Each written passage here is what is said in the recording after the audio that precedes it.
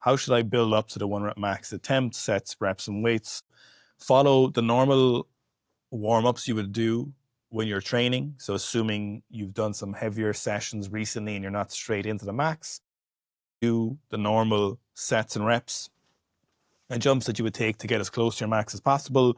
Then as you get closer to max, just make sure you take conservative jumps. So let's say you do 48, then go 51, maybe go 53 or 55, depending on how good 51 was. If you nail 55 and you're feeling good, go 57.5. If 57.5 feels good, go 60. So when it comes to the snatch, the main thing we're looking at here is just taking conservative small jumps, because the positions in the snatch are very important. You don't want to muscle through it, especially when you're not as good at weightlifting, you're newer. You want to make sure that you're patterning the right things you want to happen.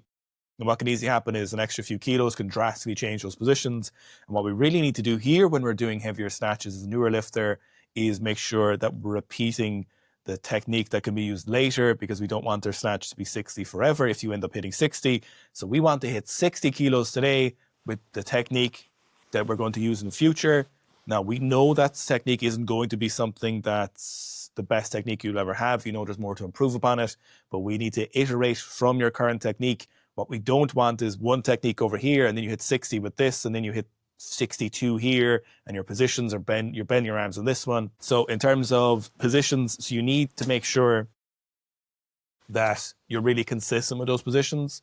So maybe this is a self-written program, or maybe there's something, someone's wrote this program for you, whatever, but making sure that you have consistent technique is more important. Obviously, hitting your PB is important too, and it's not to say that if you hit 60 with a certain kind of bad technique that you're never going to be able to hit 60 again without this technique. It's not the case, but we want to streamline that process as much as possible, and we want to make sure that when you're doing this PB today, that we're using a style of technique that is something that represents your ideal technique at the current time, and it's the best representation of your quality of movement.